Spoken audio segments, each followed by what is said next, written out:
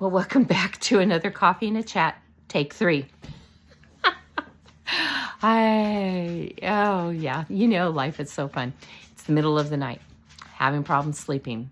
I've got a dog that is having problems sleeping. We're both having an old lady night. We're the only 2 girls in the house, and for some reason we're both up tonight, and she's whiny and jumpy, and I don't know what's going on with her, so she's kind of interrupted a few times. But other than that, so she may interrupt again, but other than that, I would say the real good thing about filming in the middle of the night when I can be awake to do it is the house is quiet. Our house is full of life. That's a good thing. It's not quiet, not very quiet very often. So when all the dogs are sleeping and my husband's sleeping and my grandson's sleeping, the house is quiet. So normally I would be sleeping too, and so would my girl here, but we're not tonight. So maybe this will make us sleepy. But that's okay, because I've been wanting to get on here and just kind of talk with you guys about being poor. And is that a bad thing? So I just want to share some of my thoughts on this. I've shared before that I've been so poor that we were homeless, okay? When I was married to my first husband, our kids were young. We had a stinky old dog, and we were homeless. But the Lord gave us shelter and kept us safe. But we were homeless for around a year. And so I've been at that end. But I've also been clear to the other end where I had plenty of money, and if I wanted to go get something, I could just go get it. I didn't even have to think about it, or how was I going to afford it or anything. If I wanted to go buy a couch, I'd just go buy the couch. If I wanted, whatever. Had the money to do it. Not super rich, but very comfortable. And I've been everywhere in between. And if you've been following me for very long, you'll know that I will tell you quite often that, well, I don't want to be homeless again. That's no fun. But I don't want to be super wealthy either. I don't want to be extremely comfortable again. And I like being somewhere in the middle, and even a little bit towards the downside, which may sound weird. I know that disturbs some people when I say something like that. It does not bother me to be struggling financially. I mean, it's a stress, and it can be very hard, but there are benefits to it. And I want to talk about that a little bit tonight. Why, after all the things I've gone through in life and all the different places on the financial spectrum that I've been, why I feel better about that. So when I made the video here ways back about my brother building the kite and us going to fly the kite and chasing the string all over town and our adventure, I think it's called An Adventure to Remember. I think that's what I titled it.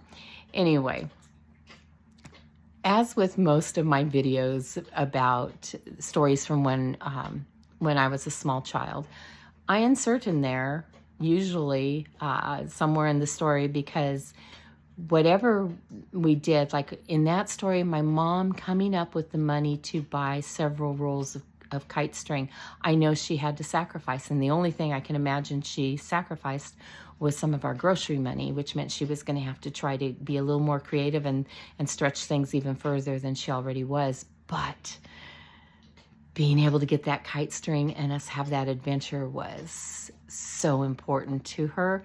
And it was good. I was telling a story the other day, and my grandson is like, how can you remember all those things from so long ago? Well, I'll tell you, there are some things that we go through in life that are so intense or so amazing or so wonderful, you don't forget it. And, there are things that I have gone through in life that have left a huge mark on me. And I've grown from it, and I've learned from it, and all those things we go through, good or bad, they help shape who we are. And so I don't regret even the bad things I've been through. I sure don't regret the fun, good things either. But yeah, I can remember those details, and I can't tell you what I was doing 6 hours ago, but there are things from my childhood that I just don't think I will ever forget because of the impact that they had on my life. So in telling that story, as has happened in some of the other stories, there are some people that get really caught up on the fact that we were poor. You know, that my mom, often I'll tell you how she'd take her dime and we'd go to the butcher and she'd buy one hot dog because she could get one hot dog. Grocery stores and stuff weren't like they are now. And so back in those days, when we wanted meat, we had to go to the butcher, and you didn't have to buy it prepackaged or anything. He had it all laid out in his display case, and then you chose what you wanted, and you could even tell him which one you wanted, and he'd wrap it up in that wonderful white butcher paper and put a tape on it, and then maybe even write on it what was in there. If you had multiple packages, he would do that. And and that's how we bought our meat. It wasn't at the grocery store. I think we first started calling them supermarkets when things like that went in there. But anyway, when we went to the store, we could get, our fruits and vegetables and stuff, canned goods, things like that. But to get meat, had to go to the butcher. I don't even think we could buy bread at the grocery store. I think we had to go to the bakery for that. See, they used to have specialty stores for everything. And anyway, often my mom, what she had to get meat for dinner was a dime. And for a dime, she could buy a hot dog. And then she could slice that hot dog up. And we had hot dog pizza. We had hot dog in spaghetti. We had, when it was really bad, she made what was supposed to be cornbread, but it wasn't because she didn't have all the ingredients. So she'd just take her cornmeal and water and make this goo that she baked. And then she'd put one slice of hot dog in the top of each square that because she would put it on there when she'd bake it. She'd bake it in her cake pan, and then she'd slice up that hot dog, and then she would have like 12 different squares that she would cut out of that, I think. And so we each would get one slice of hot dog, and my dad would have two, and probably my older brother had two. And I know my dad, because we could get honey. My parents used to get honey from somebody at church, and so they always had honey, and my dad would just douse that thing in honey because it was like eating sand. And to this day, I'm sure that cornbread done right is wonderful, but it's such a horrible memory of what we ate that was called cornbread. And believe me, my mom was a very good cook, but when that's all you have, that's all you have. And she'd have to do the best she could with it. And so on those nights, I'd be like, I'm not eating. And, we'd get those starving children in China. And I'm like, can we send it to them? Okay, then please, because I don't want to eat it because it just would gag me. It was hard for me to swallow it. And my dad would go, here, put some honey on it. It didn't help. But anyway, so some of my food phobias. But we did struggle. But I don't think that we kids ever felt we were poor. And so evidently there's been some discussion that's been brought up about it, as happens. And some of my family members, some of my nieces and nephews saw that video. And so they're all like, oh, they were so poor. Okay, so to my nieces and nephews, first, I love you guys so much and I miss you. Okay. Second, don't feel bad for us. Don't feel sorry for us. It's not that big a deal. It is not a bad thing to be poor. It isn't. It is, I think, a blessing. And so this is what I wanted to kind of talk to you about, because being poor is not upsetting. See, I think there is such a push, to have the big fancy house, to have the really nice cars. I know people that, they have to have a new car all the time. And once that car reaches a certain age or so many miles, boy, they've got to go get another one because that's important. Or buying, I used to know this woman years ago, and she would redo her bathroom every year, which is, I don't know, I always thought that was kind of funny. So every year, new shower curtain with towels and rugs, and she would give it a makeover. And then the old stuff, which was still just fine, she would just, she'd give it away to us. And so, I still have some stuff from one of the bathrooms that she did. And I think I got that from her like 12, 13 years ago, and I'm still using it. So some rugs and towels and stuff, and even things to hang on the wall and stuff. It was, so it's pretty funny. But every year, that's just her thing. She's got to get an all new thing to do her bathrooms. And then that makes her feel better. I had another friend once that she bought new sheets as often as she could, because that was, if she was a millionaire, she said what she would do is every day she would buy a brand new set of sheets and put them on her bed, because she just loved the first time that you'd sleep on those sheets. And then the more you wash them and they'd soften up and stuff, she didn't like them that way. She liked them when they were crisp. And so she would, as often as she could, she would buy sheets. We all have like our little things that we think we need. Then there's people that, they can't stay in the position they're at work. They need to keep going until they're one of the bosses, because, you can't just be a worker. You got to be in charge. And we have all these things that we pressure ourselves in about succeeding and having success.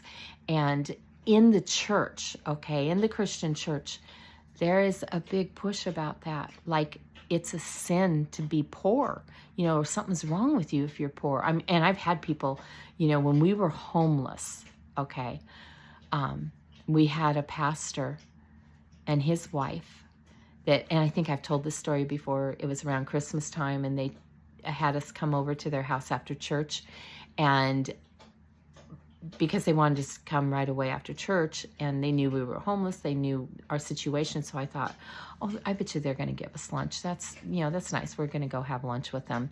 That wasn't the case. So when we got there, what they wanted to do was they gave us this tour of their home and all their fancy furniture, and they had Mercedes with car phones, which that was a very rare thing back then. And so anyway, they had just the best of everything, and their Christmas tree had so many gifts underneath it, and for their two kids that you just couldn't even hardly walk through the room. They even showed us their pantry and all the food and cleaning supplies and just all the stuff they had. And I was trying to figure out why they're doing this, and there's tables not set, you could smell lunch in the oven, and we were so hungry. And so anyway, after they showed us everything, then they explained to us that we must be sinning or failing God or something, because if we were living the way we were supposed to, we would have all these things too. Maybe we just lacked the faith to have these things. And so they were trying to educate us. And this same pastor's wife is the one that took me to lunch later on and was explaining to me again this whole concept that you obviously are not doing what God wants you to do.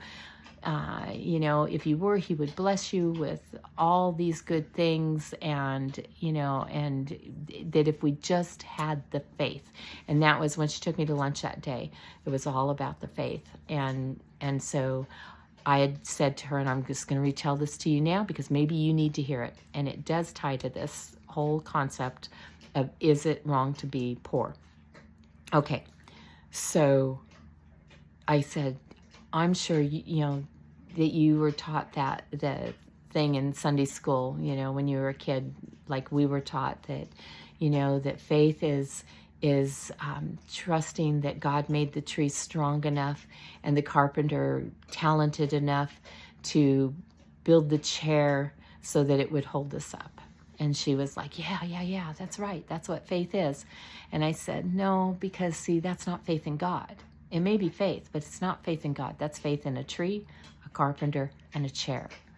What I have come to learn, being homeless, okay, what I told her is what I've come to learn is that faith in God is when there is no chair. There's nothing there. And God says, sit down and trust me to hold you up.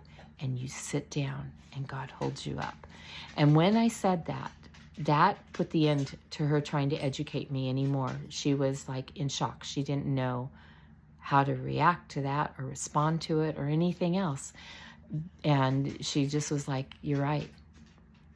You know more about faith than I do. And that's the thing about when you don't have to be poor, you don't have to be homeless, but even when you're just struggling to make ends meet. Whenever there's a struggle, whether it can be our health, the finances, it can be all kinds of things. But when there is a struggle, it can be in a relationship, whatever. But when there's a struggle in life, that's when we turn to God.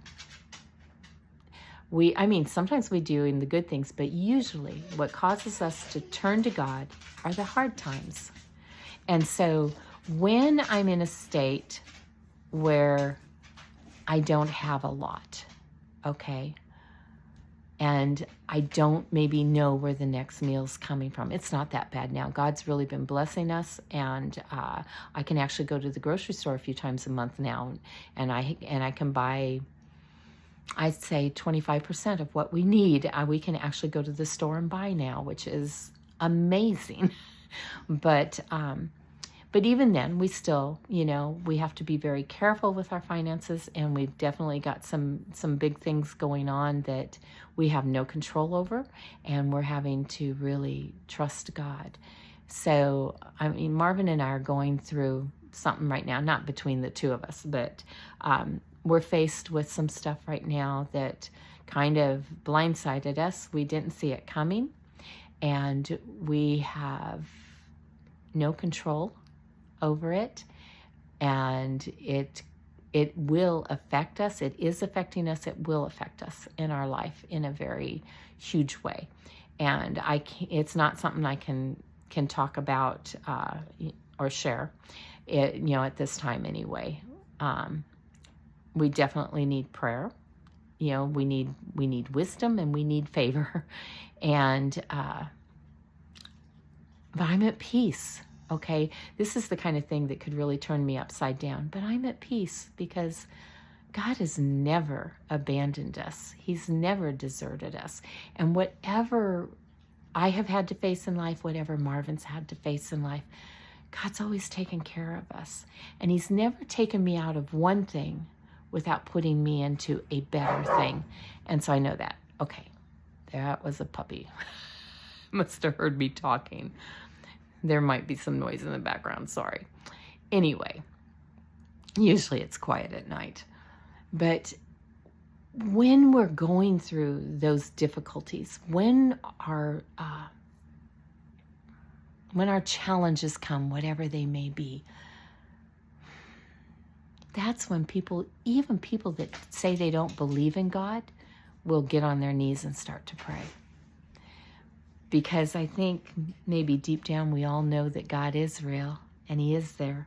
Even I went through a really, in my dark time, when I went through my really dark time, I had some pretty severe memory loss. And there was a lot of stuff I didn't know. And one thing that I wasn't sure about was if there was a God or not, which is so weird, to even think that I was at that place. But I can remember praying and saying, just in case you are real, just in case you're out there, just in case you might hear me, I'm really scared. I don't know what to do. I don't know if you've ever experienced real memory loss, like your life being wiped out from you. That's a very scary thing. You don't know who to trust. You don't know what's real, what's true, what's not. And I went through a time like that, and and it seemed to last forever. But slowly, piece by piece, God brought my memory back. Even now, all these 18 years later, there are times when a memory that was wiped out will come back. And it's like I have to stop and celebrate, even if it's just the smallest little thing. It's like, oh my word. So that doesn't happen too often anymore. I think that most of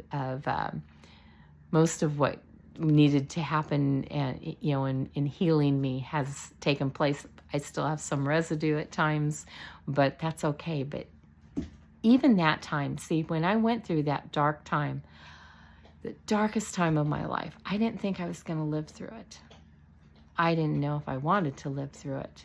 It was pretty horrible. And I had no sense of home, no sense of belonging anywhere. I didn't know who to trust, who not to. It was very scary, very scary.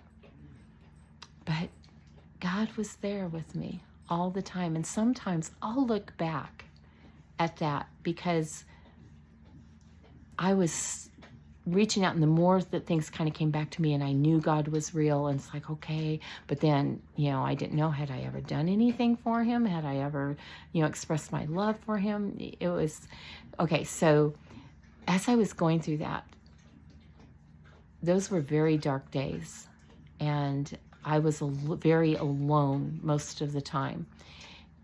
And I didn't know what was going to happen. I didn't know how that was going to turn out.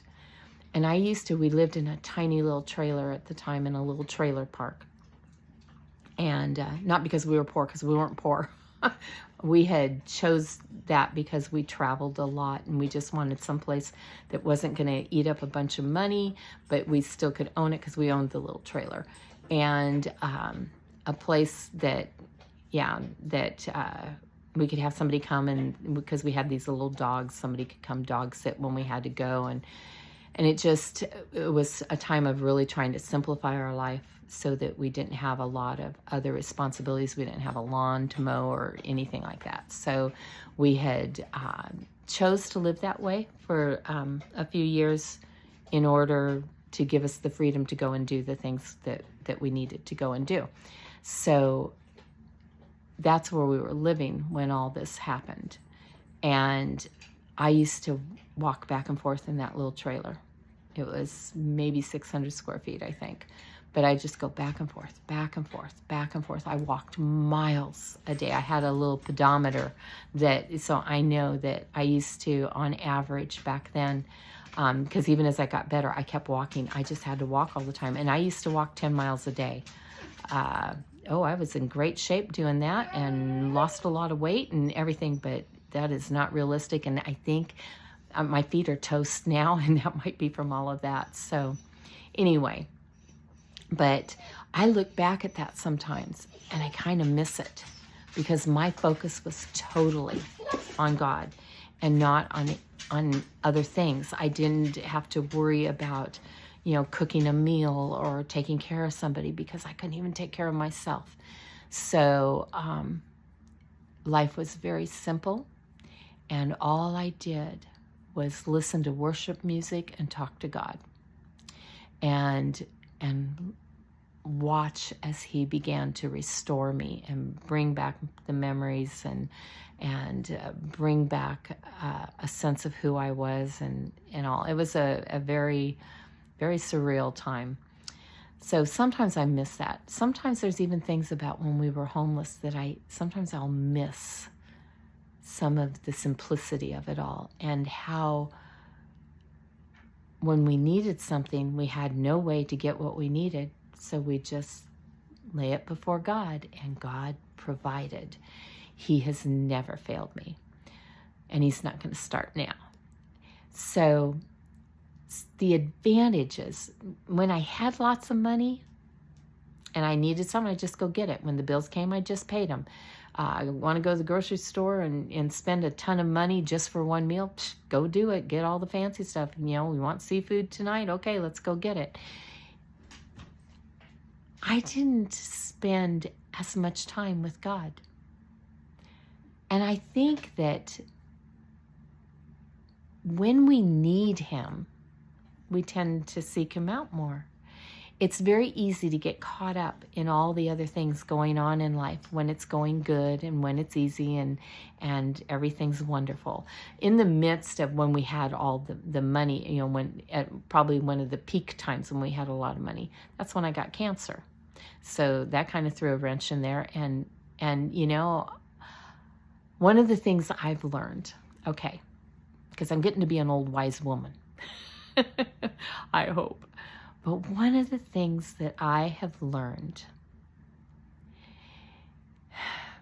is that when those hard times come, you have this natural instinct that you just want it to go away. God, just fix it. Just fix it. Just take this hardship away. Even Jesus, if there is some other way, let this cup pass from me. But nevertheless, not my will, but yours. There's my example. And I go back to him over and over again in the garden because he was facing something worse than I've ever faced. And he was going to go through something so much bigger than anything I will ever go through. And even he was like, it's too much, but that's why I'm here. Okay, so when the pain comes in life, we want the pain to go away. And I remember this wise man years ago, I wanted the pain to go away. And he said, no, what you need to do is embrace the pain. See, we always want to run from it. But we need to embrace it. We need to embrace whatever that trial is. And I can't explain to you what it is to embrace it. Everybody kind of has to figure it out for yourself. For me, it was kind of just not trying to avoid it, not trying to, just keep begging God to make it go away, but instead let the pain come. Let the emotions come. Let those things happen. When you're deeply grieving, sometimes, like I know me, I don't grieve well, and I really don't like to grieve in front of other people, so I kind of try to avoid it. And grieving is, when there's loss, grieving is necessary. God put those emotions in us to help us to get through those things. And so you have to let yourself feel the pain, because that's where God does his work in us. I don't need to be prosperous in the things of this world. I need to be prosperous in my heart, in my relationship with Jesus. That's where I need to prosper. So don't feel sorry for me that I used to wash my hair with dish soap. I kind of do now too, by choice. It's not even, when I do use the soap, I use a very mild dish soap. I don't use that shampoo and conditioner and true, that would be expensive for me to do right now. But I don't, even if somebody gave it to me, I don't want it, because there's a lot of bad stuff that comes with that. And there's a lot of chemicals that are wreaking havoc on us that are in all our cosmetics and soaps and stuff, so I don't even want it. But I did not use store-bought shampoo. I probably had been married 5 years and had 2 kids before I ever used my first shampoo and quit using dish soap. And that was just to be like everybody else. That's the only reason I did it. Because I'll tell you this, my hair was healthier and shinier and more beautiful and grew better and less breakage and everything when I was using the really mild dish soap. I started using shampoo and stuff, and I started having all kinds of problems. And then once I started using conditioner, I couldn't even get a comb through my hair unless I used conditioner. When I quit using all that stuff, I had to go through, my hair went through withdrawal for not having it anymore. So I don't miss it. And I don't want anybody feeling sorry for me. And when things are a financial struggle for Marvin and I don't want people feeling sorry for us. Neither one of us do, because we feel like we've got it better than other people because we are living that life when there is no chair there. God says, sit down, and he holds us up. He does the impossible. And we get to experience that. You see, as I go through the day and I lay my burdens before the Lord, then I get to watch the love of God coming in and taking care of me and meeting those needs, even if, okay, because like I said, Marvin and I are going through some stuff right now. We've got a situation that we're having to wait on the Lord for because there's nothing else we can do. And when I get through the day, is it that God has fixed it all? Not yet. Not yet. But he gave me peace through the day when normally I would be so afraid. I would be so stressed out and have anxiety that paralyzes me and is off the chart. But because I'm leaning on him and trusting him, I get to go through whatever is coming, whatever is there, with peace. And then as God does move, because he's been moving in the situation, and he's done some things that, like I said, it's not over, it's not solved or anything like that yet.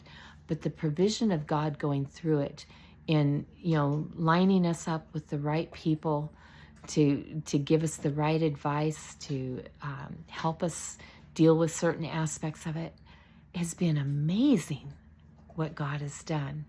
In fact, we had to go see a man, and I was just praying that the Lord would give us favor with this man when we went to see him. And when we got there and the man came to meet us, he looked at, he goes, he looks at Marvin, he goes, I know you. And Marvin's like, hey, how you? They've known each other for years. They haven't seen each other in a long time. But, Marvin didn't know that's who we were going to see. And this man loves Marvin so much. He cares what happens to Marvin. I don't know if he cares about me. He didn't know me. But he cares about Marvin. I was asking God to give us favor with this man. We could not have more favor than what we have with that man, because of a relationship that God established just as two guys that kind of met on the street and used to get together late into the night and just talk about life. And that was a long time ago. That was before me. That was a long time ago. And yet God was doing something then so that he could do something now. And this man holds some power to help us. So, yeah, I've known some millionaires in life. I wouldn't trade places with them at all. I don't. Marvin and I were driving down a road the other day, and there was really big, fancy new houses, and then ever so often there'd be like a little shack, an old, one of the old homes that hadn't been torn down yet for a new one to go in its place, and some of them just looked like little simple cabins. And, we'd pass those big fancy houses. I go, yeah, I don't want it. Even if somebody wanted to give it to me, I wouldn't want it. Oh, look at that little cabin there. Oh, that's an actual log cabin. That is so cool. That's my dream home. So, and Marvin's like, I know. Yeah, we're happy. And whatever God does in our life, we don't need something fancy. We like old and simple. That's why we like each other. Oh, yeah. So I don't think it's wrong or a problem to be poor or to be not super well off, because that puts us in a position to trust God more than we do when we have all the resources that we want or need. So I don't need anything to be perfect. And God's enough.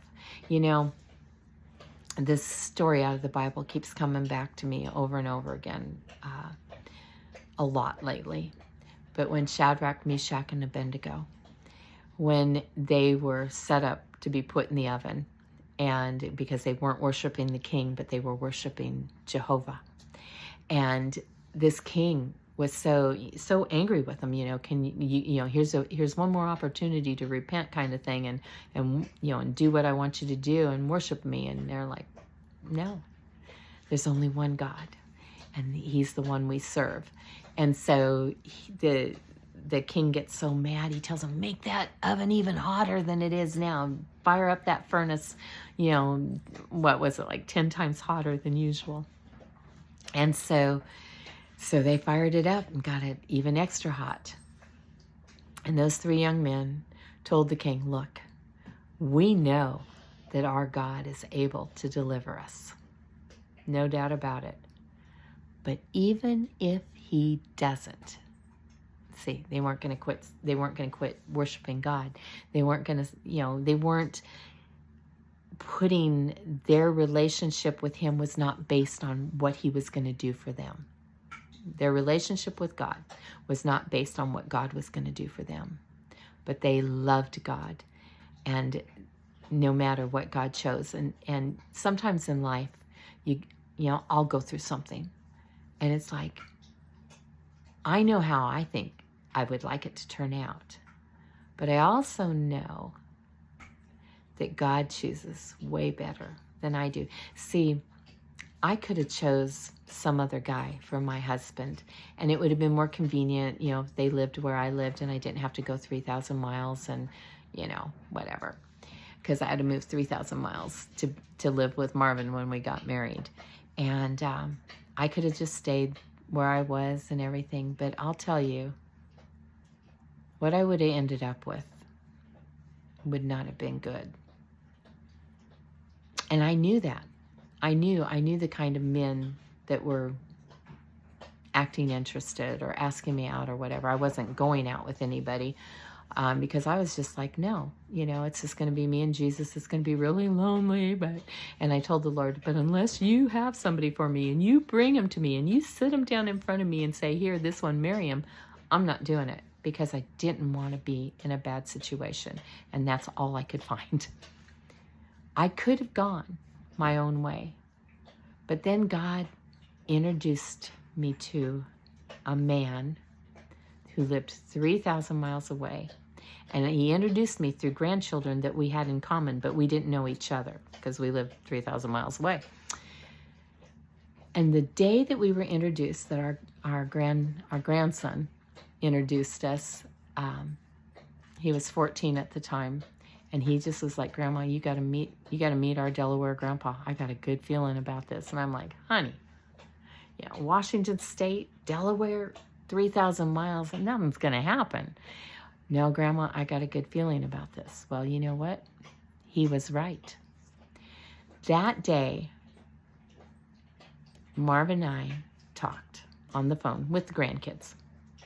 And Marvin and I have spoke to each other every single day since, all those years ago. And we were talking about that just the other day. How many people can say that from the moment you met the person that you married, that you have actually spoke with them every single day since? Because a lot of, maybe under normal circumstances that doesn't happen. You meet them, you maybe talk to them again in a few days or whatever. My first husband, I didn't talk to him every single day from the day we met. I don't even know if we spoke every day we were married. There may have been some days we didn't when he was traveling or so. I can't remember. But with Marvin and I, we've had deep conversations every single day. And we laugh and we have an awesome marriage and we love each other so much and we're best friends. And I could have never in my wildest dreams known or believed that I could have this kind of a marriage, to really have a godly marriage with a man who loves Jesus like I love Jesus, who will sit down at the table and we'll get our Bibles out and just get in the Word together, who when things are going rough, we stop and we pray together.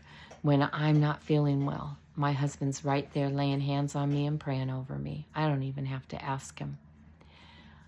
That, to me, is the marriage of my dreams. And I have it, not because I went out and found it, but because God brought it to me. Because God had a plan. He knows better than we do. He has a better plan than you have or I have. So I can sit there and say, God, here's what I think you should do about this situation. But if I get my way, I might be shortchanging myself. So I've learned that, yeah, here you already know my heart, Lord. So you know that I have desires of how I think this should be. But I've lived long enough and I've gotten smart enough to know that if you've got a different idea, it's better than mine. So let's not go with my plan. Let's go with yours. And there we go. So when I'm in need, when I'm not wealthy, when I have to trust in the Lord, it builds my relationship with Him. And that to me is of far more value than all the money, all the riches, all the material wealth that a person could ever have. I don't even want it. See, I just want Him. All right. The ramblings of an old woman in the middle of the night. Just wanted to share that with you. It is not a sin to be poor. In fact, God puts the poor in our path so that we can minister to them and we can bless them. And even when Marvin and I've been where we haven't had much, God's given us an opportunity here and there to bless somebody else, to do something for him. Marvin went and did something for a woman today that she needed help with, and she was going to pay him, and he was like, he did let her pay him, but not what she was wanting to pay him. He knew she had needs too, so he blessed her back. And that's another thing I love about my husband. I thought he might come home with no pay. Doesn't matter.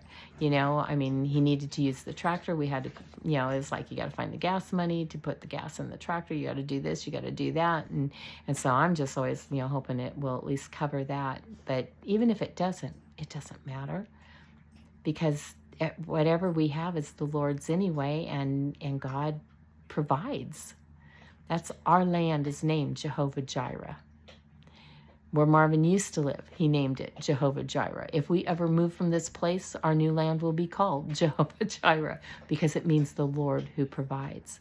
And we know that everything we have, no matter what anybody else thinks of it, no matter how old it might be or whatever, everything we have is provided by God.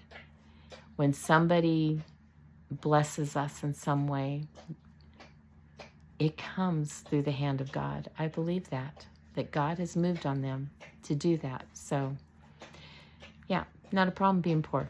Don't ever feel sorry for me or anybody else. Do what you can do to help another person, no matter where you are in life, no matter how wealthy or not wealthy you may be.